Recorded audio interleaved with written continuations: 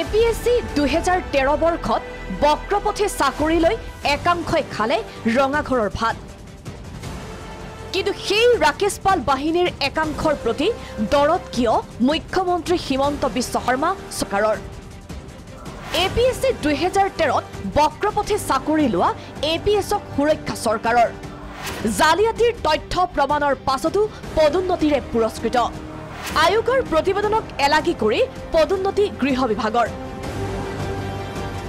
দুমাহ পূৰ্বে অৱসৰপ্ৰাপ্ত ন্যায়াধীশ বিপ্লৱ কুমাৰ শৰ্মা আয়োগে 34 APS ACSৰ বিৰুদ্ধে প্ৰতিবেদনত স্পষ্টকৈ উল্লেখ কৰিছিল জালিয়াতিৰ তথ্য প্ৰমাণ। তাৎপৰ্যপূৰ্ণভাৱে শৰ্মা প্ৰতিবেদনত জালিয়াতিত নাম সাঙুৰ খোৱা 11 APSৰ পদোন্নতি। মাননীয় ন্যায়াধীশ বিপ্লৱ কুমাৰ শৰ্মা আয়োগে প্ৰায় 34 জনকৈ বিষয়াক জালিয়াতিৰ বাছনিভুক্ত হোৱা বুলি তেওঁলোকে স্পষ্টকৈ উল্লেখ কৰিছে। আমি দেখা পাইছোঁ যে এই যিকেইজন বিষয়াক আজি অসম চৰকাৰে পুৰস্কৃত কৰিলে টাইম স্কেলে, তাত কিন্তু মাননীয় ন্যায়াধীশ বিপ্লৱ কুমাৰ শৰ্মা আয়োগত কিন্তু নাম উল্লেখ কৰা বহুকেইজন বিষয়াৰ নাম আছে।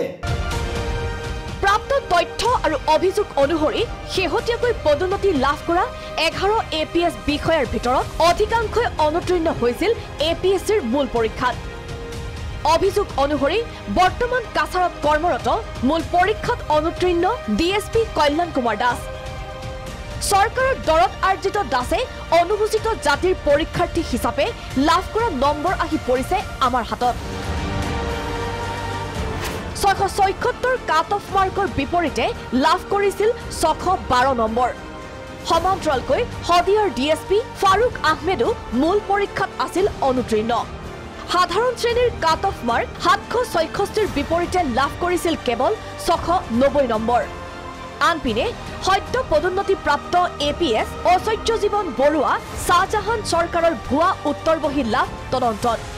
APS শ্বাহজাহানৰ 6 উত্তৰ বহীয়েই ভুৱা। এই অভিযোগ আমাৰ নহয়, তদন্তত প্ৰকাশিত তথ্য এয়া।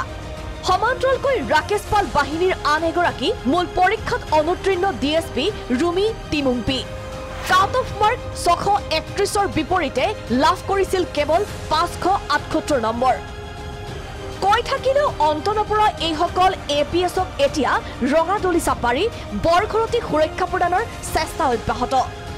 তেনে আন এগৰাকী APS সুকন্যা দাস। মূল পৰীক্ষাৰ পেপাৰ আছিল 6খন, কিন্তু আচৰিতভাৱে সোণাপুৰৰ ACP সুকন্যা দাসৰ উত্তৰ বহী 8খন। বক্ৰপথে চাকৰি লোৱাৰ এনে ভয়ংকৰ তথ্য প্ৰমাণ থকাৰ পাছত প্ৰতিবেদন একাষৰীয়া কৰি পদোন্নতি প্ৰদান কৰা বিষয়ে সৃষ্টি কৰিছে অনেক প্ৰশ্নৰ। লৈ পেলাই চৰকাৰৰ যি স্থিতিক লৈ পিনে আমি সন্দিহান হ'বলৈ এতিয়া বাধ্য হৈছোঁ। আৰু আটাইতকৈ ডাঙৰ কথা, এয়া কংগ্ৰেছৰ দিনৰ কেলেংকাৰী আছিলে। কংগ্ৰেছৰ দিনৰ কেলেংকাৰী আজি বিজেপি চৰকাৰৰ দিনত কিয় উদ্ধাৰ কৰিব বিচাৰে যেন আমাৰ অনুভৱ হৈছে। ক'ৰবাত নহয় ক'ৰবাত আচলতে কংগ্ৰেছৰ দিনৰ কেলেংকাৰীৰ কিছুমান ভাইৰাছ আজি বিজেপি দিনলৈ প্ৰৱৰ্তিত হৈছে নেকি? ইতিমধ্যে ন্যায়াধীশ শৰ্মাৰ প্ৰতিবেদনৰ ওপৰত অভিযুক্তৰ বিচাৰৰ বাবে ৰাজ্য চৰকাৰে মুখ্য সচিবৰ নেতৃত্বত আন এখন সমিতি গঠন কৰি 2 মাহৰ সীমা নিৰ্ধাৰণ কৰিছিল। তেনে ক্ষেত্ৰত 2 মাহ সম্পূৰ্ণ হোৱাৰ পূৰ্বে কিয় এইসকল বিষয়াক পদোন্নতিৰে পুৰস্কৃত কৰা হ'ল? প্ৰস্তুতি গগৈ ৰিপৰ্ট, প্ৰাগ নিউজ।